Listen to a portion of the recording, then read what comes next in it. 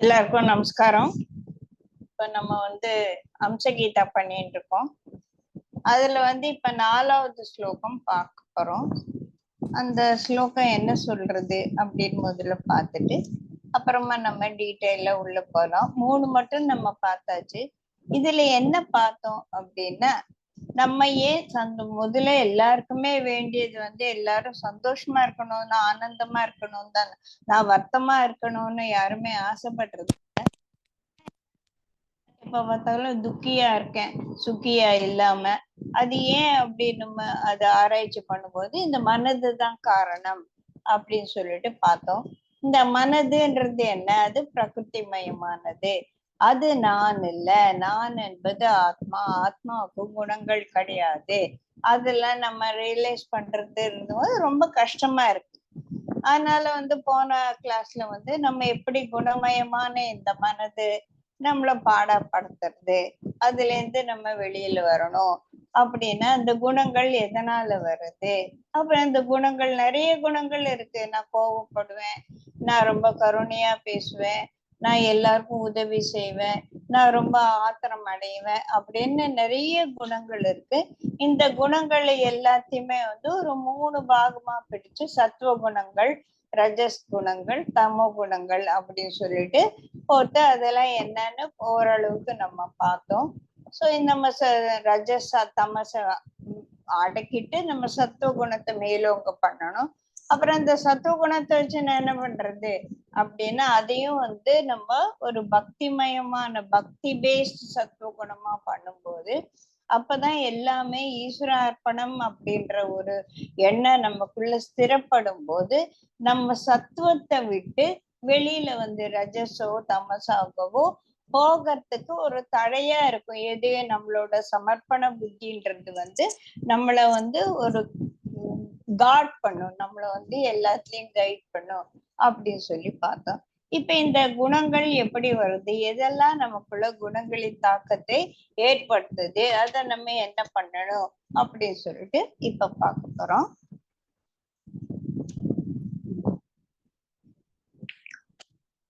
நாலாவது ஸ்லோகம்.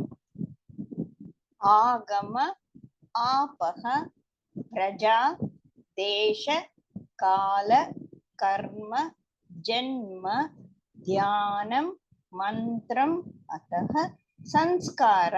இந்த 10மே குண ஹேதவக. இவர்கள்தான் நமக்குள்ள குணங்களை பிரவர்த்திக்க செய்கிறது. என்னது அப்படின்னா ஸ்கிரிப்சர்ஸ். நம்ம என்ன படிக்கிறோம் அப்படின்ற ஒரு விஷயம். நம்ம தண்ணீர் குடிக்கக்கூடிய நீர் அது என்னது அப்படின்னா அதுவும் நம்மள ஒரு விதத்துல குடிக்கிறது. படிக்கும் சாஸ்திரங்கள், பருகும் நீர், பழகும் மனிதர்கள், வசிக்கும் அல்லது செல்லும் இடங்கள், காலம், கர்மம், பிறப்பு, தியானம், மந்திரம், பூஜைகள், சம்ஸ்காரங்கள் ஆகிய 10ம் நம்முள் குணங்களை பிரவர்த்திக்க செய்கின்றன அப்படின்னு சொல்லி பார்த்தோம். இந்த 10 விஷயங்களும் 10மே சத்துவ குணமாக இருக்கலாம், ரஜோ குணமாக இருக்கலாம், நமக்குள்ள தமோ குணத்தை அதிகப்படுத்துறதா இருக்கலாம். இதெல்லாம் நம்ம தெரிஞ்சுக்கணும். எதுக்கு தெரிஞ்சுக்கணும் அப்படின்னா, ஐயோ இது தமோ குணத்தை எங்கனக்குள்ள வரும், நான் இதுல இருந்து கொஞ்சம் விலகி இருக்கேன், இதுக்குள்ள போய் நான் மாட்டிக்க கூடாது, இது ரஜோ குணத்தை சேர்ந்தது, அது எப்ப பார்த்தாலும் சத்துவத்துல இருக்க முடியாது, ரஜோ குணங்கள் எனக்குள்ள பிரவர்த்திக்கும் போது அதுல இருந்து நான் எப்படி சீக்கிரம் எதனால எனக்கு இந்த ரஜோ குணம் இப்ப வந்தது, அதுல இருந்து நான் எப்படி தப்பிச்சுட்டு போயிட்டு சத்துவ குணத்துக்குள்ள போறது அப்படின்னு அப்பப்ப நம்ம நம்மள ஒரு வகைப்படுத்தின இதுல இருந்து இதுன்னு மேல மேல மேல போறதுக்காக நமக்கு இந்த ஞானம் வேணும். ஓஹோ, இதெல்லாம் படிச்சானா சரியில்லையோ, இதை படிச்சா என் சத்துவ குணம் ஜாஸ்தி ஆகுமோ அப்படின்ற ஒரு இன்சைட் இப்ப நமக்கு வரப்போகுது. அதுதான் பார்க்க போறோம். இந்த 10 குணங்கள்ல இன்னைக்கு கிளாஸ்ல ஒரு 5 குணங்கள் பார்க்கலாம், அடுத்த கிளாஸ்ல ஒரு 5 குணங்கள் பார்க்கலாம். முதலாவது ஆகம. ஆகமான ஸ்கிரிப்சர்ஸ். நம்ம என்ன படிக்க போறோம் அப்படின்றது. நாம் என்ன படிக்கிறோமோ அதுதான் நாமளா ஆகும். நம்ம குணங்கள்லயும் நம்மளோட மெமரியில இம்ப்ரெஷன்ஸ் ஆகும். என்னோட புத்திக்கு ஒரு ஞானத்தையும் கொடுக்கக்கூடியது. நல்லதோ கெட்டதோ அது நான் படிக்கக்கூடிய புத்தகங்கள்ல இருந்து வரப்போறது. இந்த ஸ்கிரிப்சர்ஸ் எதெல்லாம் சத்துவமானது அப்படின்னா, எதெல்லாம் ஆத்ம ஞானத்தையும் பிரம்ம ஞானத்தையும் எனக்கு புரிய வைக்க போறதோ அவையும், பக்தி சாஸ்திரங்களும் இதெல்லாம் சத்துவத்தை சேர்ந்தது. சரி, எது ஜீவனை பத்தியும், ஜீவன், ஜெகத்து, ஈஸ்வர, இதுக்குள்ள இருக்கிற கனெக்ஷன் இதெல்லாம் சொல்லக்கூட பிரம்ம ஞானத்தை புகட்டக்கூடிய சாஸ்திர புஸ்தகங்கள் நம்ம படிக்கணும் அப்படின்னு சொல்றாங்க. அதெல்லாம் என்ன மாதிரி புஸ்தகங்கள்? வேதங்கள் படிச்சா எதனா புரியறதா? அது ஒண்ணும் புரிய மாட்டேங்குது. அதுலயும் கர்மகாண்டம் ஞான காண்டம் இருக்கு. கர்ம காண்டத்துக்கு போனா அது ரஜசிக்கா இழுத்துன்னு போயிடுறது இல்லையா? அதனால உபனிஷத் படிக்கணும். உபனிஷத் படிச்சா என்ன புரியுறதா?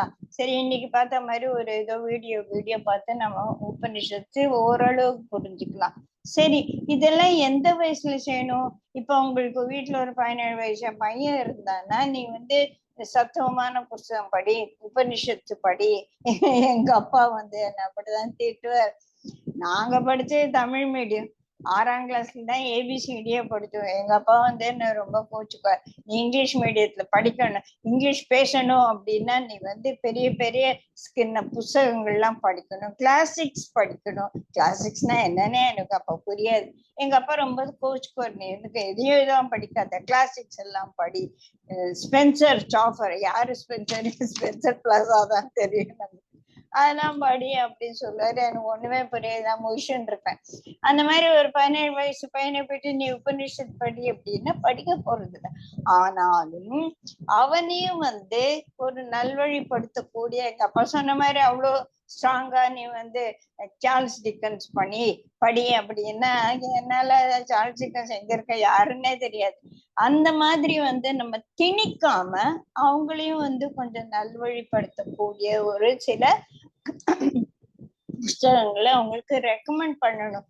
நம்ம வீட்டுல ஒரு ஷெல்ஃப்ல அந்த புஸ்தகங்கள் கண்ணுல படுற மாதிரி வைக்கணும். அப்பதான் அந்த பசங்களுக்கு அம்மா இது என்ன அப்படின்னு கேட்டா படிப்பாங்க. சோ என் பசங்களுக்கு நான் நிறைய சின்ன வயசுல அவங்க பெரிய பெரிய புஸ்தகம் படிக்க கட்டாலும் அப்பெல்லாம் ஜட்டாக்கா டெல்ஸ், அமர்ச்சித்திரா கதைலாம் சூப்பரா இருக்கும் இல்லையா? அதெல்லாமே படிச்சுதான் என்ன 4 வயசு 5 வயசு குழந்தைங்களுக்கே படிக்க சொல்லி, இப்பெல்லாம் பிறந்த குழந்தைக்கே பக்கத்துல உட்காந்து புஸ்தகம் படிக்கிறாங்க இல்லையா? அந்த மாதிரி அப்புறமா ஒரு காலத்துல டாம் அண்ட் ஜெரியை பார்க்க கூடாது அப்படின்னு சொல்லிட்டு ஒரு எண்ணம் வந்தது. ஓகே, இந்த மாதிரி நம்மளும் அந்த குழந்தைகளை ஒரு விதமா சத்துவமான ஒரு புஸ்தகங்களை படிக்க சொல்லணும். எனக்கு இந்த புஸ்தகம் படிக்கிறதெல்லாம் அப்புறமா இங்கிலீஷே படிக்க முடியாது, அப்புறம் எங்க படிக்கிறேன்? அத என்னோட லலிகாவோட டாட்டர் ராதிகான்னு இருக்காங்க, என்னை விட ரொம்ப சின்னவங்க. அவங்கதான் என்னை இந்த புஸ்தகங்களுக்கு இன்ட்ரடியூஸ் பண்ணது.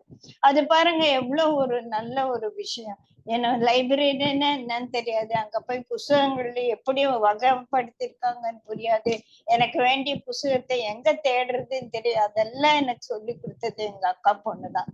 அதுக்கப்புறமா தான் நான் படிக்கவே ஆரம்பிச்சேன். அந்த மாதிரி நம்ம வீட்டுல இருக்கிற குழந்தைங்களுக்கும் நம்ம ஃப்ரெண்ட்ஸுகளுக்கும் நம்ம சொல்லணும், படிங்க, இதெல்லாம் படிங்க அப்படின்னு சொல்லிட்டு ஒரு நல்ல விஷயங்களை நம்ம சொல்லி கொடுக்கணும். இதில் ராமாயணம் படி, மகாபாரதம் படி அப்படின்னு நாங்களும் சின்னப்ப சொல்லியிருக்காங்க.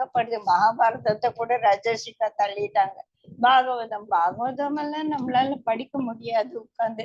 ஏதோ அப்பப்ப பாகவத கதைகள், இப்ப என்ன மாதிரி ஒரு ஆள் பாகவத கதைகள், பாகவத சிந்தனைகள் அப்படி சொல்லிட்டு நிறைய போட்டிருக்கேன். அது அட்லீஸ்ட் டைம் இருக்கும்போது பார்க்கலாம். சோ பாகவதம்னா என்ன, பகவான் கதைகள்னா என்ன, ஈஸ்வர கதை அப்படி சொல்லணும். அதெல்லாம் அப்பப்ப கொஞ்சமானா நம்ம சேர்த்துக்கணும். அந்த ஒரு வழியில நம்ம குடும்பத்தில் இருக்கவங்களையும் நம்மளோட நண்பர்களையும் அந்த மாதிரி ஒரு விஷயங்கள் படிச்சானா உனக்கு சத்துவமான குணங்கள் உனக்குள்ள மேலேறும் அப்படின்னு சொல்லலாம். அதை தவிர ரஜசிக்கான புஸ்தகங்கள் அப்படின்னா என்ன? வாழ்க்கையில முன்னேறு. இப்ப வந்து 17 வயசு பையனை உபனிஷத் படின்னு சொல்றதை விட நல்ல புத்தகங்களால வாழ்க்கையில எப்படி முன்னேறுது. சிவ்காரோட ஒரு புக் இருக்கு, யூ கேன் வின். அது சூப்பரான புத்தகம். அதே மாதிரி தீபக் சோப்ராவோட புத்தகம். அதெல்லாம் வந்து நம்ம வாழ்க்கையில நம்ம இன்னும் மேல போகணும், இன்னும் நல்லா படிக்கணும், இன்னும் நல்ல வேலை செய்யணும் அப்படின்னு ஒரு எண்ணங்களை கொடுக்கும். சில புத்தகம் வந்து ரொம்ப நம்மள வந்து பேராசை பிடிச்ச மாதிரி ஆகும். அங்க வந்து நம்ம வந்து நம்மளை காத்துக்கிட்டு அதுக்கு ஒரு கைடு வேணும் இல்லையா? வீட்டுல இருக்கிற பெரியவங்க என்ன படிக்கிற, இதை படிக்கிற, வெரி குட், இதை விட இதை படிச்சா நல்லா இருக்கும், இந்த புத்தகங்க படி.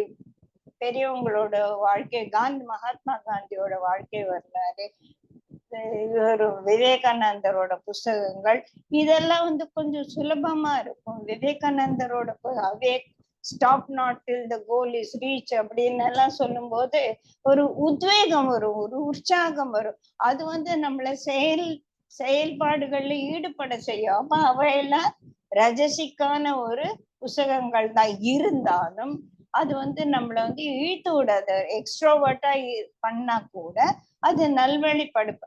அது ஒரு வயசுல அதெல்லாம் தேவையா இருக்குப்பா. நம்ம 8 வயசுல இருந்தா நம்ம உட்கார்ந்து உபநிஷத்து படிக்க முடியாது இல்லைங்களா? இப்ப நம்மளாம் ஒரு ஸ்டேஜ்ல வரும்போது நம்ம சரி போறோம், இந்த மாதிரி விஷயங்கள் டிவில நிறைய பார்த்தாச்சு. டிவி பார்க்கறதும் அதெல்லாம் கூட நமக்கு ஒரு ஞானத்தை கொடுக்கறதுனால, ஞானம்னா நல்லதோ கெட்டதோ கொடுக்கறதுனால அதுலயும் வந்து நம்ம ரொம்ப கேர்ஃபுல்லா இருக்கணும் அப்படின்னு சொல்லிட்டு சொன்னாங்க. சோ நமக்கு ஒரு ரஜசிக்கான புத்தகங்களும் இருக்கு. சிலது வந்து நம்மள ரொம்ப பேராசை பிடிச்சவங்களா ஆக்கிடும். அதுல இருந்து நம்ம வந்து கொஞ்சம் ஜாகிரதையா நம்மள பார்த்துக்கணும். அதை தவிர ஒரு சூடோ சயின்ஸ் அப்படின்னு சொல்லுவாங்க, இந்த பிரேதங்களை எப்படி நம்ம வந்து வசப்படுத்துறது, இல்லைன்னா எப்படி வேற விதமான ஒரு பிளாக் மேஜிக் அப்படின்னு அதெல்லாம் எப்படி பண்றது, அதை பத்தியும் நிறைய புஸ்தகங்கள் இருக்கு. இப்ப புஸ்தகங்கள்லாம் வேணாம், கூகுள்ல போனா என்ன வேணா நம்ம படிக்கலாம். நல்லதையும் படிக்கலாம், கெட்டதையும் படிக்கலாம். தமசிக் ரஜசிக் சத்துவம் எந்த மாதிரி ஒரு புஸ்தகங்கள் விஷயங்களும் நம்ம வந்து ஈஸியா இப்ப அவைலபிளா இருக்கு. அதனாலதான் யங்ஸ்டர்ஸ் வந்து நம்ம ரொம்ப ஜாகிரதையா வந்து அவங்கள பார்த்துக்கிட்டே இருக்கணும் அப்படின்னு சொல்றோம். சோ அந்த மாதிரி கோஸ்ட பத்தி இப்ப படிக்கிறத விடுங்க, டிவில கூட சில கோஸ்ட் சினிமாலாம் இப்ப ரொம்ப ஃபேமஸா இருக்கு இல்லையா? அதுக்கு பார்க்கும்போது என்ன ஆகுது, நம்ம மனசுக்குள்ள ஒரு பயம் வருது. அதெல்லாம் எனக்கெல்லாம் பயம் கிடையாது அப்படின்னு சொல்லி டீனேஜர்ஸ், இந்த youngsters, they are interested only in that. Because அவங்களோட அந்த எனர்ஜெட்டிக்கான ஒரு நேச்சருக்கு வந்து அது வந்து தீனி போடுறது. இப்போ ஒரு 5 வயசுல நம்ம அந்த மாதிரி சினிமா எல்லாம் பார்த்தோம்னா ரொம்ப பயப்பட்டு நம்ம அம்மா புடவைக்குள்ள போய் எனக்கு அப்பெல்லாம் எனக்கு ரொம்ப ஒரு மாதிரியான சத்தமா ஒரு பேசினாலே எனக்கு பயமா இருக்கும். ஏன் அப்படி இருந்தது? அந்த நேரத்துல எனக்குள்ள அந்த ரஜஸ் தமஸ் வந்து ரொம்ப மினிமமா இருந்தது. குழந்தைங்கள் வந்து சத்துவ குணத்துலதான் இருப்பாங்க. அது காலம் மாற மாற மாற இந்த உலகத்துல இருக்கிற ஒரு சிச்சுவேஷன்ஸ், சில சந்தர்ப்பங்கள் வந்து நம்மள வந்து மாத்திடுச்சு. அந்த சத்துவ குணம் இருந்தாலும் அந்த ரஜசிக் இதுல it's okay, I can see it. இந்த மாதிரி ஒரு கஷ்டமான பாடங்கள் சீரியல் எல்லாம் பார்த்து நான் அஃபெக்ட் ஆறது இல்லை. அவ்வளவு தூரத்துக்கு வந்து மனம் வந்து ஒரு பண்பட்டு இருக்கு. ஆனாலும் எவ்வளவு எப்ப பார்த்தாலும் வந்து இந்த மாமியார் கொடுமை, ஒரு புருஷன் வந்து பெண்களை வந்து கொடுமைப்படுத்துற மாதிரி சீரியல் தான் வருது. அதையே பார்த்துட்டு இருந்தானே நமக்கு வந்து மனசு வெக்ஸ் ஆயிடுது. ஏதோ கொஞ்சம் பார்க்கலாம், இல்லைன்னு சொல்லல, ஒரு என்டர்டெயின்மெண்ட்காக. பட் ஈவன் தட் என்டர்டெயின்மெண்ட் கூட நம்ம கொஞ்சம் கொஞ்சமா இப்போ வந்து நல்ல சூப்பரா வருது. ராமாயணம், இந்த திருவிளையாடல் புராணம், அதெல்லாம் ரொம்ப அழகா. எங்களுக்கு அதுதான் வேலை. காலையில சாயந்தரம் 6 மணில இருந்து 8 மணி மட்டும் நல்ல சூப்பரான ஒரு சீரியல் எல்லாம் வருது, மகாபாரத கதைகள். இப்ப இந்த டிஎஸ் நரேட்டிவ்னு சொல்லிட்டு அதுவும் வருது. அதெல்லாமும் நம்ம வந்து பார்க்கலாம். சோ இந்த மாதிரி நம்ம வந்து மனதை தமசிக் போகாம ரஜசிக்க வந்து அதுல இருந்து நம்ம சாத்விகா போகணும். இந்த ஸ்கிரிப்சர்ஸ் எல்லாம் என்னால படிக்க முடியலன்னா கூட நல்ல நல்ல விஷயங்கள். இப்ப நான் ஒரு வாழைப்பழம் சாப்பிட்டேன், அது வந்து எனக்கு இன்னைக்கு எனர்ஜியா ஆச்சு. எப்படி ஆச்சு? எப்படி ஒரு வாழைப்பழம் வந்து எனக்குள்ள போய் என்னை மாத்துச்சு?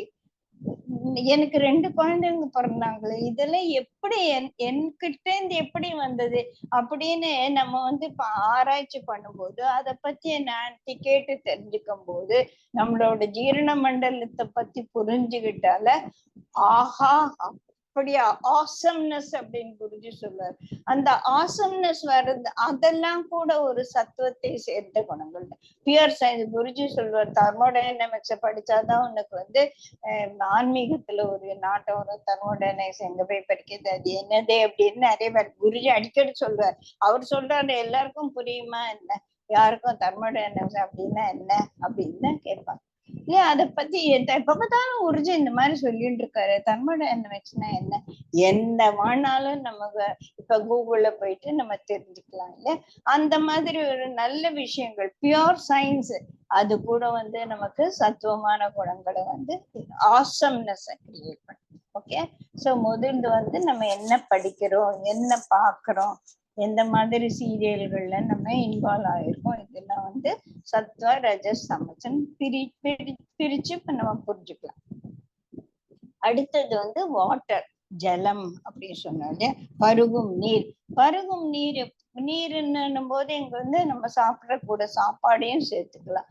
சாப்பாடும் சரி தண்ணீரும் சொல்லி அது நல்லதா இருக்கணும். அது வந்து எப்படி, அது வந்து எப்படி சத்துவ ரஜஸ் தமசா இருக்காது அப்படின்னா, நம்ம சாப்பிடுற சாப்பாடும் சரி தண்ணீரும் சொல்லி நமக்குள்ள போய் அது வந்து 3 பாகமாக பிரியும் அப்படின்னு சொல்லுவாங்க.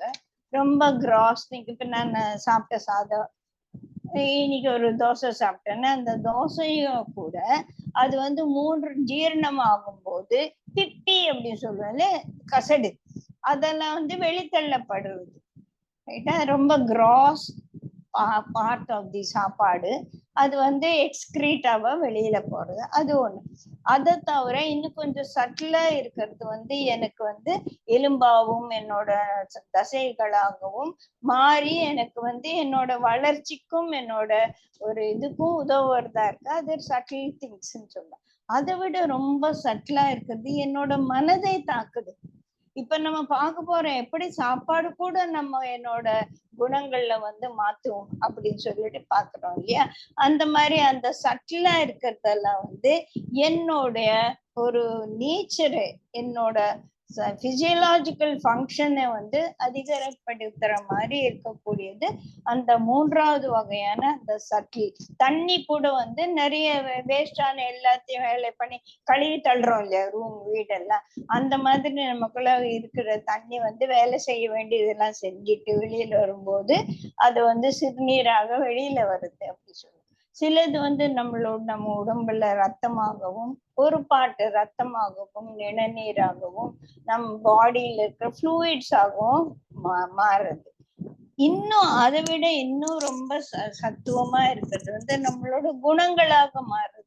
அதனால்தான் நல்ல தண்ணியை குடிக்கணும், சுத்தமான நீரை பருகணும், சுத்தமான சாப்பாடை சாப்பிடணும் அப்படின்னு சொல்லுவோம். பிருந்தாவனத்துல அந்த இருந்த கோபிகள் எல்லாரும் அவ்வளோ, அவங்க பேசினாலே அவ்வளோ நல்லா இருக்குமா. அதனால நம்ம தண்ணீர் வந்து இந்த உடலுக்காக இருக்கிறத அதற்கும் மேல நம்மளோட வாக்கு சுத்தமா இருக்கிறதுக்கு நம்ம பருகும் நீரும் உண்ணும் உணவும் மிகவும் முக்கியமானது அப்படின்னு சொல்லுவாங்க.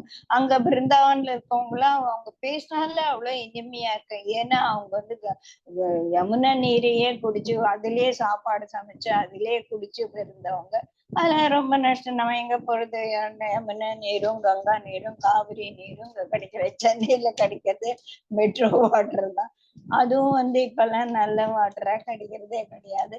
கிடைக்கிறது இப்போ அந்த மாதிரி கிடைச்சானா அதை எப்படி நம்ம சத்துவமா ஆக்குறது அப்படின்னா, வீட்டுல தீர்த்தம் சொல்லுவோம் இல்லையா. அந்த தீர்த்தத்தை வச்சுட்டு நம்ம தினம் பூஜை பண்ணி அதுல நிறைய வந்து எனர்ஜி ஏத்துவோம் இல்ல. அதை வந்து நம்ம குடிக்கக்கூடிய ஒரு அண்டா தண்ணியில ஒரு குடம் தண்ணியில அது ஊத்திட்டானா அது சத்துவ நீராக மாறிடுது அப்படின்னு சொல்லிட்டு ஒரு நம்பிக்கை. புரியுதுங்களா. சோ நம்ம வந்து நல்ல சுத்தமான நீர் நல்ல கொதிக்க வச்சு அதுல வந்து என்ன கிருமிகள் எல்லாம் இல்லாம ஒரு தண்ணி அந்த மாதிரி குடிக்கிறது. அக்வாகார்டு, அப்புறமா ஏதோ ஆர்ஓ வாட்டர் எல்லாம் சொல்றாங்க இல்லையா. இப்ப எல்லாம் ஆர்ஓ வாட்டர் கூட குழந்தைங்களுக்கு கொடுக்க கூடாது அப்படின்றாங்க. இப்ப இதெல்லாம் வந்து நம்ம பணக்காரங்க இப்ப சென்னையில வந்து தினம் பேப்பர்ல பார்த்தானே சில ஏரியால வந்து சாக்கடை தண்ணியும் நல்ல தண்ணியும் கலந்துதான் வருது. அவங்க இந்த சத்துவமான நீருக்கு எங்க போறது அப்படின்னா ரொம்ப கஷ்டம். அதையும் மீறி அவங்க வந்து அதை காய்ச்சி இதெல்லாம் பண்ணி குடிக்கலாம். அப்ப கூட அவங்களுக்கு கஷ்டம். வாழ்க்கை வந்து அவங்களுக்கு இந்த சத்துவத்துல இருந்து ரொம்ப தூரத்துல இழுத்துன்னு போறது அவளை. சோ அவங்க வந்து தங்களை வந்து சாப்பாடு ஏதோ கொதிக்க வச்சு அந்த மாதிரி ஓரளவுக்கு வந்து அதை சுத்தப்படுத்தி சாப்பிடுறது அப்படின்னு சொல்லிட்டு ரொம்ப அந்த தண்ணீர் அப்படின்றது வந்து ஒரு அமிர்தம். இப்ப நம்ம தீர்த்தம் குடிக்கிறோம் இல்லையா, அது வந்து எவ்வளவு ஒரு சுத்தமான ஒண்ணு. எங்க வீட்டுல வந்து நாங்க வீட்டை விட்டு வெளியில போறதுக்கு முன்னால தீர்த்தம் சாப்பிடாம சின்ன பிள்ளைங்க அதுதான் வழக்கம். வெளியில போகும்போது செருப்பு போடுறதுக்கு முன்னால தீர்த்தம் சாப்பிடணும். இன்னைக்கும் நான் வந்து அதை கடைபிடிக்கிறேன். வெளியில போகும்போது மறந்து போயிட்டு நான் செருப்பு போட்டானே மனசு சொல்லும், இல்லையே நீ என்ன தீர்த்தம் குடிக்கலையே அப்படின்னு. சோ அது வந்து நம்மள வந்து ஒரு எனக்கு ஒரு அரணாக என்னை காப்பாற்றக்கூடியதாக, என்ன நல்ல விஷயங்கள் நான் அன்னைக்கு வெளியில போகும்போது நல்ல பேச்சு பேசணும் அப்படின்ற நிறைய நற்குணங்கள் சத்துவமான குணங்களை வந்து எனக்குள்ள ஏற்படுத்தும் அப்படின்றத நான் நம்பி அந்த வேலையை நம்ம செய்யறோம் இல்லைங்களா. அந்த மாதிரி இருக்கு. நல்ல நீர், நல்ல ஜூஸ், அந்த மாதிரி நியூட்ரிஷன் பழங்கள், அதெல்லாம் வந்து சத்துவ குணத்தை நமக்குள்ள அதிகரிக்கும். அதை தவிர கொஞ்சம் ரொம்ப ஸ்பைசியா சாப்பிடுவாங்க, காரமா சாப்பிடுறதுதான் எனக்கு பிடிக்கும் அப்படின்வாங்க. அவங்களுக்குள்ள வந்து அந்த ரஜோகுணம் வந்து கொஞ்சம் ஜாஸ்தியா சுட சுட சாப்பிடுறது, நல்ல வந்து ஒரு காரசாரமா சாப்பிடுறது, இதெல்லாம் வந்து நமக்குள்ள அந்த ரஜோகுணம் ஒரு மேலோங்கி இருக்கிறவங்களுக்கு தான் அந்த மாதிரி எல்லாம் ஒரு சாப்பாட்டு மேல ஒரு ஆர்வம் இருக்கும். ஜங்க் ஃபுட் இதெல்லாம் ரஜோகுணத்துல ரஜோ குரூப்ல வர்றது அப்படி சொல்லிட்டு. பதப்படுத்தப்பட்டது சாப்பிடக்கூடாதுன்னாங்க. நம்ம ஃபாரின் எல்லாம் போனா பதப்படுத்தது சாப்பிடாம இருக்க முடியாது இல்லையா. இருந்தாலும் நம்ம அது வந்து ஏதோ தீர்த்தத்தை சாப்பிட்டுட்டு அது சாப்பிடுறது அப்படின்னு நம்மளா வந்து அதுல இருக்கக்கூடிய அந்த ரஜஸ மைனஸ் பண்றது எப்படி அப்படி சொல்லிட்டு ஓரளவுக்கு பார்த்தோம்.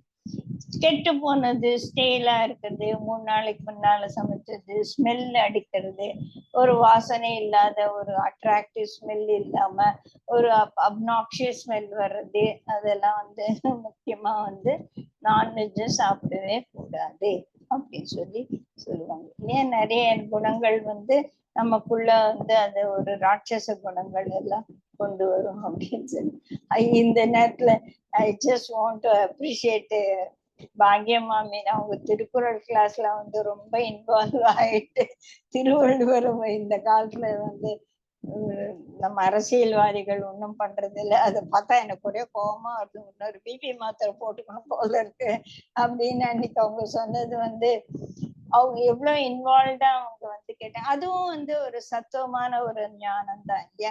10 மணிக்கு உட்கார்ந்து திருக்குறள் கேட்கறது, இந்த ஹம்சகீதை கேட்கறது, இதெல்லாமே வந்து நம்மள சத்துவ குணங்கள் மேலோங்கி இருக்கிறவங்களுக்கு தான். 10 மணி 9 மணின்றது தமசிக்கான டைம் இல்லையா. அந்த நேரத்துல நம்ம வந்து இந்த மாதிரி சத்துவமான குணங்கள் ரொம்ப நம்மள வந்து ரொம்ப நம்மளே வந்து தட்டி கொடுத்துக்கணும் அப்படின்னு சொல்லுவோம். அடுத்தது வந்து கம்பெனி, யாரோட நம்ம பழகிறோம் அப்படின்றது வந்து ரொம்ப ரொம்ப முக்கியமானது அப்படின்னு சொல்லிட்டு சொல்லுவாங்க. செயின்ட் சூர்தாஸ் சொன்னாராமா, ஐயோ நான் எவ்வளவு நாள் வந்து ஏதோ பணத்துக்காக யார்கிட்டயோ வேலை செஞ்சு இருந்தேனே, அப்பவே வந்து நான் வந்து ஒரு குரு தத்துவத்தை புரிஞ்சுட்டு ஒரு குரு சேவை செய்யாம போயிட்டு என் வாழ்க்கையை வீணடிச்சிட்டேனே அப்படின்னு சொல்லிட்டு அவரு கடைசி காலத்துல எழுதாராமா.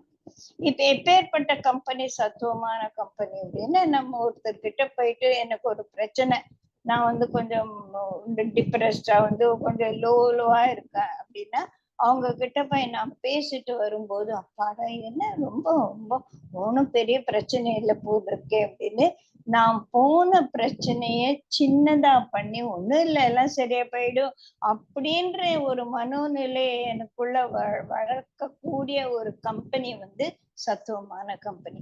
எனக்கு கொஞ்சம் பிரச்சனைன்னு சொல்லிட்டு அவங்க கிட்ட போயிட்டு வெளியே, ஐயோ இது ரொம்ப பெரிய பிரச்சனை, உனக்கு கால் ரொம்ப வலிக்கிறது அப்படி சொன்னா, ஐயோ அது கேன்சரா இருக்கும், போன் கேன்சர் வந்தா அப்படித்தான் வலிக்கும் அப்படின்னு சொன்னானா, சும்மா சாதாரணமா நடந்து போயிட்டு வந்த கால்வெளி கூட என்ன கேன்சர்ல எடுத்துமே விட்டுன்னு பயப்படுத்திடுவாங்க. அந்த மாதிரி கம்பெனி வந்து ரொம்ப ரஜசிக்காந்து. இல்லைன்னா எதுக்குடா இந்த மாதிரி சண்டே சண்டே ஏன் போய் வந்து இந்த மாதிரி ஃபாலோ அப்ல உட்காந்துக்கிறேன், பேசாமவா நம்ம ஒரு சினிமாக்கு போகலாம் அப்படின்னு என்னோட நல்ல ஒரு வழக்கங்களில் இருந்தும் என்னை வந்து வெளியில இழுக்கக்கூடிய கம்பெனி எல்லாம் வந்து ரொம்ப தமசிக்கான கம்பெனி. இப்ப இந்த காலத்துல இப்ப ஸ்கூல்ல படிக்கிறவங்க, வேலைக்கு போறவங்க, யங்ஸ்டர்ஸ் வந்து கம்பெனியால நிறைய வந்து பாதிக்கப்படுறாங்க இல்லையா? நம்ம ஏதோ இந்த சீரியல்ல கூட பாக்குறோம், நல்ல ஜாலியா போய் நம்ம வந்து என்ஜாய் பண்ணலாம், என்ஜாய் பண்ண தப்பு இல்லை. அப்போ வந்து பப்புக்கு போறது, அங்க போய் கொஞ்சம் ஒரு மாதிரியான பிஹேவியரை பண்றது அப்படின்னும் போது எனக்கு அதுல இஷ்டம் இல்லை. இருந்தாலும் கம்பெனி வந்து என்ன கம்பல் இதனால என்ன பெருசா, இதுக்கு போய் நீ போய் இதெல்லாம் போய் அம்மா அப்பா கிட்ட சொல்லிட்டு இருப்பியா அப்படின்னு சொல்லிட்டு என்னோட மனச தமசிக்கான வழியில இருக்கிற கம்பெனிய நம்ம வந்து முதல்ல அவாய்ட் பண்ணணும். நம்ம குழந்தைங்களுக்கும் நம்மளோட யங்ஸ்டர்ஸ்க்கும் நம்மளோட டீனேஜர்ஸ்க்கும் நம்ம சொல்லி தரணும், இந்த மாதிரி ஒரு இது வந்தானா அதுல இருந்து நீ எப்படி தப்பிச்சுக்கணும் அப்படி சொல்லிட்டு. 7 வயசுல எங்க அப்பா எனக்கு சொன்னாங்க, எந்த ஒரு காரியத்தையும் நீ செய்யும் போது அது நல்லதா கெட்டதா அப்படின்ற ஒரு துலாக்கோல், ஒரு ஸ்கேல் நீ உனக்குள்ள வச்சுக்கணும். என்ன ஸ்கேல் அது? நீ என்ன காரியத்தை ஈடுபடுறியோ அத கொஞ்சம் கூட மனசுல கிளேஷம் இல்லாம என்கிட்ட வந்து நீ ஓப்பனா சொல்ல முடியுமா? அப்பா கிட்ட அம்மா கிட்ட ஓப்பனா எந்த காரியத்தை நான் செஞ்சேன்னு சொல்றதுக்கு எனக்கு அச்சம் வருதோ அந்த காரியம் செய்யக்கூடாது. அதே கல்யாணம் ஆன அப்புறமா ஹஸ்பண்ட் கிட்ட வந்து நீ ட்ரூத்ஃபுல்லா இருக்கிறதுன்னா, ஏதோ ஒரு காரியம் செஞ்சேன்னா அதை நீ உங்க ஹஸ்பண்ட் கிட்ட நான் இந்த மாதிரி செஞ்சேன்னு சொல்லும் போது உனக்கு அச்சமோ மனசுல ஒரு பயமோ இல்லாம இருந்தா அந்த காரியம் நல்ல காரியம். எங்க ஹஸ்பண்ட் வந்து வாணியம்பாடியில அவரு வந்து பேங்க்ல ஒரு நல்ல ஒரு அச்சீவ்மெண்ட்காக அவங்களுக்கு எல்லாருக்கும் வந்து, அப்ப வந்து பாண்டிச்சேரி மட்டும்தான் வந்து வெட் ஏரியா, சென்னையில ட்ரை ஏரியா இல்லையா? அப்ப அவர் சொன்னாரு, இந்த மாதிரி எல்லாரும் ஃப்ரெண்ட்ஸ் எல்லாம் போறாங்க, நான் பாண்டிச்சேரிக்கு போயிட்டு வருவேன். கல்யாணம் ஆன புதுசு கேட்டாரு. நான் சொன்னேன், இல்ல நீங்க போக கூடாது. ஏன் போக கூடாது? எல்லாரும் ஃப்ரெண்ட்ஸ் எல்லாம் போறாங்க, நீ போக கூடாது, நீ போனா எனக்கு பிடிக்காது. And he listened to me, he didn't go. எல்லா ஃப்ரெண்ட்ஸும் போனார். அப்போ அந்த மாதிரி அப்போ என்னோட கம்பெனி வந்து ஒரு சாத்விகமான கம்பெனி. எப்படியா கேட்டு போய் என்ன பண்ணி குடிச்சு தொலைப்போம் அப்படின்னு நான் சொல்லல இல்லையா? அந்த மாதிரி எது வந்து நம்மள நல்வழிப்படுத்தக்கூடிய ஒரு கம்பெனியில நம்ம இருக்கிறதுன்றது வந்து ரொம்ப முக்கியம். நம்மள வந்து ஒரு ரஜசிக்கான ஒரு இடத்துக்கு கூப்பிடுறதோ, அங்க நம்ம எடுத்துன்னு போய் நம்மள ஒரு அதுல ஈடுபடுத்துறதோ, அந்த மாதிரி வந்து கம்பெனியை நம்ம அவாய்ட் பண்ணணும் இல்லைங்களா?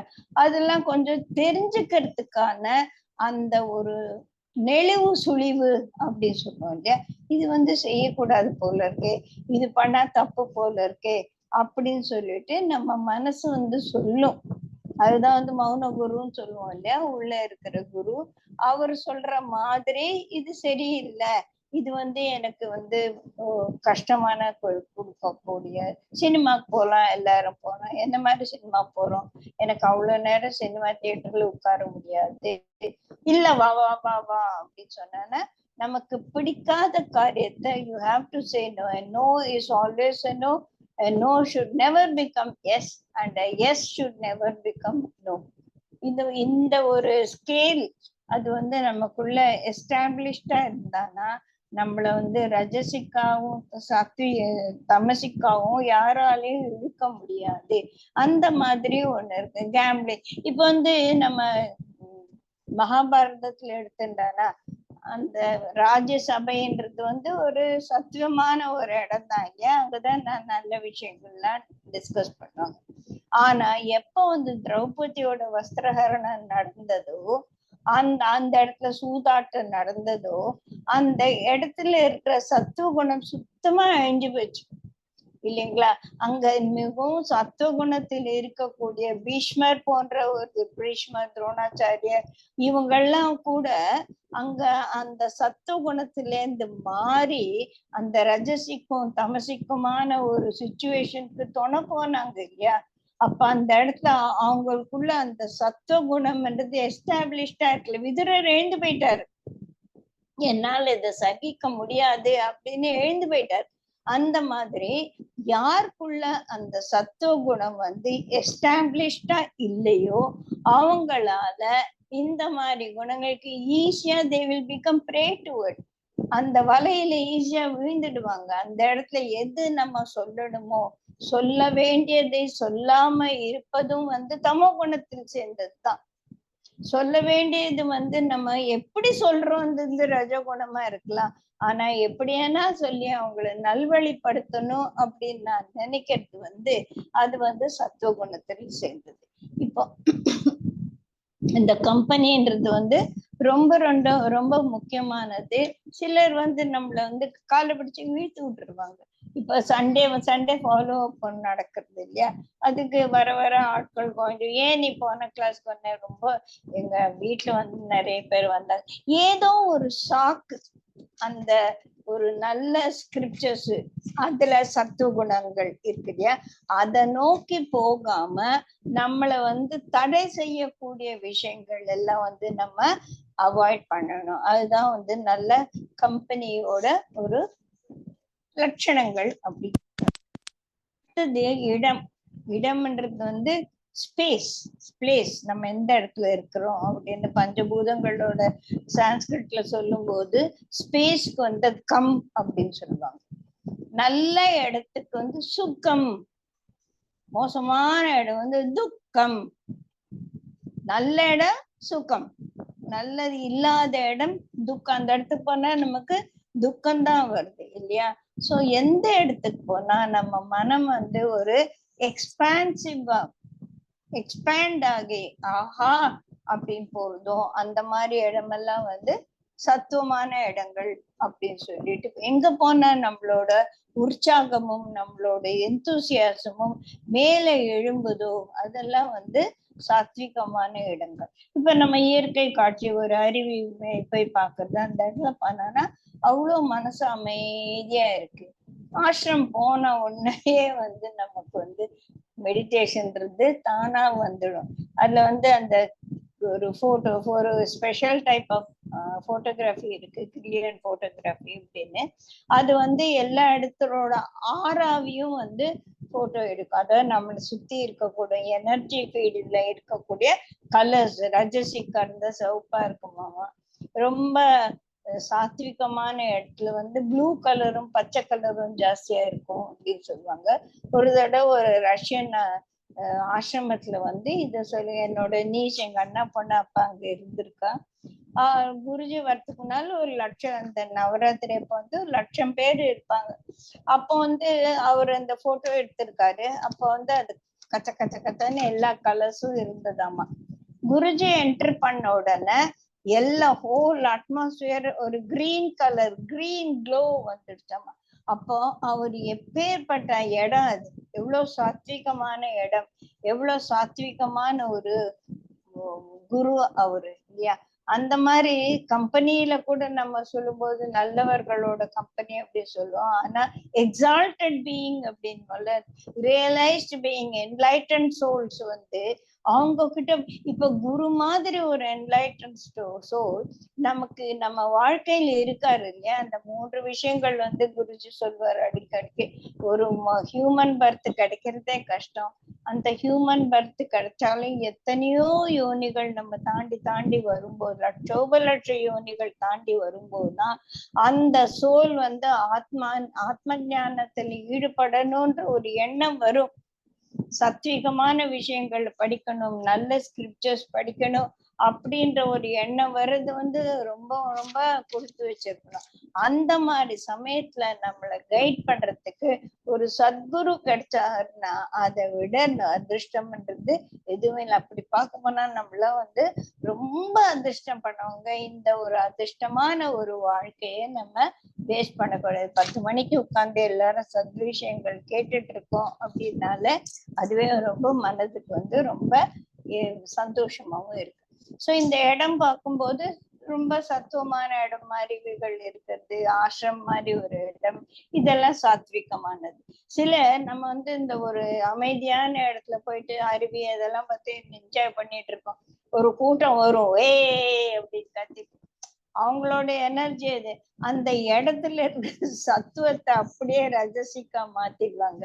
அப்போ நமக்கு வந்து அது சரிப்பட்டு ஒரு ஏடா இப்படி இந்த எவ்வளவு அமைதியா இருந்தது, ஏன் இப்படி கெடுத்துட்டாங்க அப்படின்னு நீ would feel like moving away from that place இல்லையா? சோ அந்த மாதிரி இடங்கள் கூட நமக்குள்ள சத்துவ குணத்தை அதிகரிக்கும். சில இடங்கள் வந்து சில இடத்துங்க போனாலே நமக்கு வந்து ஒரு பிடிக்காம போயிடும் இல்லையா? ராமாயணத்துல வந்து லக்ஷ்மணர் வந்து இந்த காட்டுல 14 வருஷம் ராமரோடயே இருக்காரு இல்லையா? அந்த மாதிரி இருக்கிற இடத்துல அந்த ஒரு கல்லு மேல அவர் உட்கார்ந்து கொஞ்ச நேரம் உட்கார்ந்தாராமா. உட்கார்ந்த உடனே என்னடா இது நம்ம பண்ண தப்பு போல இருக்கு, பேசாம நம்ம அரண்மனையிலே இருக்கலாம், நமக்கு என்ன கொடுத்தாங்களா என்ன, ராமருக்கு தானே அந்த மாதிரி ஒரு கண்டிஷன் இருந்தது, 14 வருஷம் இருக்கணும், நான் ஏன் கூட வந்து மாட்டின்டேன் அப்படின்னு அவர் யோசிச்சாராம். அப்புறம் உடனே சிச்சி ஏன் எனக்கு இந்த மாதிரி ஒரு எண்ணம் வந்தது அப்படின்னு ராமர் கிட்டே போயிட்டு, இந்த மாதிரி நான் எனக்கு வந்து ஒரு தப்பான எண்ணம் வந்தது, ஏன்னு எனக்கு தெரியல, எனக்கு ரொம்ப கஷ்டமா இருக்கு அப்படின்னு சொன்னாராம். நீ எங்க உட்கார்ந்து இருந்த அப்படின்னு கேட்டா, அந்த கல்லுல உட்கார்ந்துட்டேன். அந்த இடத்துல கரதூஷ்ணர் என்ற 2 அசுரர்கள் அங்க உட்கார்ந்து அவங்க ஜபம் பண்ண இடம், அந்த இடத்துல நீ உட்கார்ந்ததுனால உனக்கு அந்த குணம் வந்துடுச்சு அப்படின்னு சொல்லி சொன்னாங்க. கரதூஷ்ணருங்கிறது ராவணோட கசின்ஸ், ட்வின்ஸ். அவங்க ரொம்ப அசுரர்கள்லாம் எப்படி இருப்பாங்க நமக்கு தெரியும். சோ அந்த மாதிரி சிலர் வீட்டுக்கு போனாலே நமக்கு வந்து ஒரு மாதிரி சரச்சரான் இருக்கும், எப்படா இந்த வீட்டுல இருந்து வெளியில போறான்னு இருக்கும். சில வீட்டுல வந்து போனோம்னு அப்பா எவ்வளவு நிம்மதியா இருக்கும் அவங்க வீட்டுக்கு போனா அப்படின்னு சொல்லியிருக்கோம். சோ நம்ம வீட்டை வந்து நிம்மதியான ஒரு இடமாக நாம் செய்ய வேண்டியது நம்மளோட கடமை. நம்ம வீட்டுல வந்தவங்களுக்கெல்லாம் அப்பா வீட்டுக்கு வந்தா ரொம்ப சந்தோஷமா இருக்கு, நிம்மதியா இருக்குன்னு சொன்னாலே அது வந்து நமக்கு ஒரு புண்ணியத்தை கொடுக்கக்கூடிய ஒரு விஷயம். சோ நம்ம வீட்டை ஒரு சத்துவமாக செய்ய வேண்டியது நம்மளோட கடமை. அது வந்து நம்மளோட எவ்வளவு சத்துவ குணம் இருக்கோ அதை பொறுத்துதான் நம்ம இது இருக்கும் அப்படின்னு சொல்லி. 5வதாக பார்க்கக்கூடியது கால நேரம் அப்படின்னு சொல்லுவோம் இல்லையா? அந்த காலம்ன்றது கூட ரொம்ப ரொம்ப ரொம்ப முக்கியமானது. நம்மளோட மனதில் இருக்கிற எண்ணங்களை வந்து பாதிக்கக்கூடியது நேரம் அப்படின்னு சொல்லுவாங்க. பகவத்கீதையிலே சொல்லுவாங்க இல்லையா, இந்த உத்தராயண காலம் வந்து ரொம்ப நல்லது, பகல் பொழுது காலையில் சூரியோதயத்துல இருந்து சூரிய அஸ்தமனம் மட்டும் நல்ல எனர்ஜெட்டிக்கா இருக்கக்கூடிய ஒரு நேரம் அப்படின்னு சொல்லுவோம் இல்லையா? அந்த மாதிரி இல்ல இந்த தட்சிணாய காலம் வந்து கொஞ்சம் அவ்வளவு வந்து நல்லது இல்லை. அதே மாதிரி 6 மணிக்கு மேல அந்த அசசந்த வேலை அப்படின்னு எங்க அம்மா சொல்லுவாங்க. குழந்தைங்களை கூட அந்த 6 மணிக்கு சும்மாவே அழ ஆரம்பிக்கும். ஏன்னா அந்த இடத்துல ஒரு அந்த தமஸ்ன்ற ஒரு இது வந்து வரும். அட்மாஸ்பியர்லயே வந்து அந்த எனர்ஜி, அந்த சத்துவ குணம் வந்து கொஞ்சம் அப்படி குறையும். அது உடம்பு சரியில்லாம இருந்தப்போ கூட ஈவினிங்ல வந்து நம்மளால தாங்கவே முடியும். காலையில எழுந்தோன்னா கொஞ்சம் நம்ம உடல் வலியோ அந்த பாதிப்பு எல்லாம் வந்து கொஞ்சம் குறையும். சாயந்தரம் அந்த விளக்கு வைக்கிற நேரத்துக்கு ரொம்ப மனசு வந்து பாதிப்புக்கு உள்ளாகும். அதனால்தான் அந்த விளக்கு வைக்கிற நேரம் அப்படின்னு சொல்லிட்டு அந்த நேரத்துல விளக்கு வச்சு இந்த ஒரு ஊதுவத்தி ஏற்றி வச்சு எல்லாருமே வந்து ஒரு நல்ல பாடம், ஒரு கந்த சஷ்டி கவசமோ இல்ல ஒரு பாகவதமோ ஏதோ ஒண்ணு படிக்கும்போது அந்த ஒரு தமசிக்கானது வந்து மாத்தக்கூடிய ஒரு சுச்சுவேஷன் அங்க உண்டாகும். சோ காலம் அதே மாதிரி ராகு காலத்துக்கு நல்ல வேலை செய்யக்கூடாது அப்படின்னு எல்லாம் சொல்லுவாங்க. காலன்றது கூட நம்ம செய்யக்கூடிய ஒரு செயல்களிலும் நம்மளோட மனதையும் ரொம்ப பாதிக்கக்கூடிய ஒரு விஷயத்துல காலம் வந்து ஒரு முக்கியமான இடம்.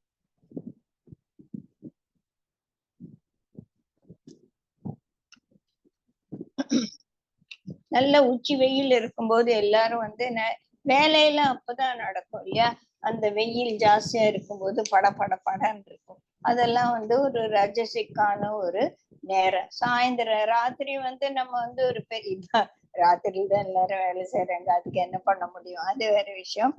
ராத்திரியில சூரியன் மறைஞ்ச அப்புறமா வந்து ரொம்ப தமசிக்கா ஆயிடும் அப்படின்னு. அதனாலதான் பாரத புண்ணிய பூமி அப்படின்னு சொல்லுவாங்க. ஏன்னா இங்கதான் 12 மணி நேரம் பகலும் 12 மணி நேரம் இரவுமா இருக்கும். இதுதான் வந்து நம்ம எல்லாம் பேலன்ஸா இருக்கிறது. ஒரு சத்துவ குணம், ஒரு ரஜோ குணம், அப்புறமா தமோ குணமே இல்லாம தூங்கவே முடியாது இல்லையா? குருஜி சொல்லுவாரு. அப்புறமா நம்ம வந்து ஸ்லீப்பிங் டேப்லெட் போட்டுட்டு தான் தூங்கணும். சில சமயத்துல அந்த தமசும் நமக்குள்ள இருக்க வேண்டியது இல்லையா? அந்த மாதிரி இப்போ சில இடங்கள்ல வந்து 6 மாசம் இருட்டு 6 மாசம் பகல். இப்போ என் பொண்ணு போட்டோ அனுப்புறாமா ராத்திரி 11 மணி அப்படின்னா வெயில் வந்து 12 மணி மாதிரி அப்படி இருக்கு இல்லையா? இந்த மாதிரி எல்லாம் இருக்கும்போது அப்ப எப்படி நம்மளால தூங்க முடியும்? அது அந்த அந்த ஊர்ல இருக்கிறவங்களுக்கு வந்து அது வழக்கமாயிட்டு இருக்கும். அதுதான் நம்ம வசிக்க வேண்டிய இடம் அப்படின்னா அதுக்கேத்த மாதிரி நம்மள மாத்திக்க வேண்டியது இல்லையா? குருஜி சொல்வார், நீ வந்து சமுத்திரத்துக்கிட்ட ஒரு வீட்டை கட்டிட்டு அங்க இருந்து எப்ப பார்த்தாலும் உப்பு காத்து வருதுன்னா என்ன பண்ண முடியும்? அதுக்கேத்த மாதிரி நீ வந்து உன்னோட ஜன்னல்லையும் அதையும் வச்சுன்னு அந்த மாதிரி ஒரு தமசிக்கான இடத்துல இருந்தா கூட அத சத்துவமாகவும் ரஜசாகவும் ஆக்கக்கூடியது நம்மளுடைய மனோநிலையை பொறுத்தது. நம்மளோட மனோநிலையை இந்த விஷயங்கள் எல்லாம் ஆக்கிரமிக்கிறதுனால இதெல்லாம் அவாய்ட் பண்ணி நம்ம மேல மேல மேல போறதுக்கு நமக்கு நிறைய வந்து ஒரு இது கிரேஸும் வேணும் இல்லையா? அந்த மாதிரி. சோ இப்போ வந்து நம்ம கர்மா எப்படி இருக்கோ அந்த மாதிரி தான் நம்ம இடம் அமையும் அப்படின்றது அது வேற விஷயம். அந்த காலம் அப்படின்றது வந்து நல்ல காலத்தை நம்ம கோயிலுக்கு போறது, கோயிலு ஆசிரமம் எந்த இடத்துல ஒரு பெரிய விழா நடக்குதோ அந்த இடத்துல எல்லாம் வந்து ரஜஸ் கொஞ்சம் இருக்கும். அந்த ரொம்ப அமைதியான இடமா இருந்தா சத்துவம் ஜாஸ்தியா இருக்கும். சில இடத்துல வந்து ஒரு மாதிரி டல்லா இந்த ஏதோ இந்த பிளாக் மேஜிக் எல்லாம் பண்ற இடத்துல போகும்போது நமக்கு வந்து அந்த இடமும் அந்த காலமும் அந்த நேரமும் நமக்கு வந்து ஒத்துக்காது. அதையெல்லாம் விட்டுட்டு நம்ம விலகி இருக்கணும் அப்படின்னு சொல்லிட்டு பார்த்தோம். இன்னைக்கு நம்ம வந்து 5 விஷயங்கள் பார்த்தோம். நம்ம என்ன படிக்கிறோன்றது ரொம்ப முக்கியம். எந்த மாதிரி கம்பெனியில இருக்கோன்றது ரொம்ப ரொம்ப முக்கியம். என்ன சாப்பாடு சாப்பிடுறோம், எந்த மாதிரி தண்ணி குடிக்கிறோம், இதெல்லாம் வந்து எப்படி நமக்குள்ள ரஜஸ் தமஸ் சத்துவ குணங்களை மேலோங்க செய்யறது. அதனால நான் சத்துவ குணத்தை என்கிட்ட பிரவர்த்திக்க பண்ணணும் அப்படின்னா அதுக்கேத்த புத்தகங்கள் நம்ம படிக்கணும். அதுக்கேத்த மாதிரி சாப்பாட்டை நம்ம அட்ஜஸ்ட் பண்ணிக்கணும். அதுக்கேத்த மாதிரி ஒரு கம்பெனியில நம்ம இருக்கணும். கால நேரம் பார்த்து நம்ம வந்து விஷயங்களை செய்யணும். அப்படின்னு பண்ணும்போது நமக்குள்ள அந்த சத்துவ குணத்தை மேலோங்க செய்யக்கூடிய ஒரு நிலை வரும். இது வந்து 5 விஷயம் நம்ம பார்த்திருக்கோம். இன்னும் 5 விஷயங்கள் வந்து ரொம்ப கொஞ்சம் சட்டிலான விஷயங்கள். அத அடுத்த கிளாஸ்ல பார்க்கலாம். இதுல எதனா சந்தேகத்துக்கு வர்றதுக்கு சான்ஸ் இல்லை. எதனா புரியணும்னா கேள்வி கேட்கணும்னா நீங்க கேட்கலாம். ரெக்கார்டிங் ஸ்டாப் பண்ணிடுறேன்.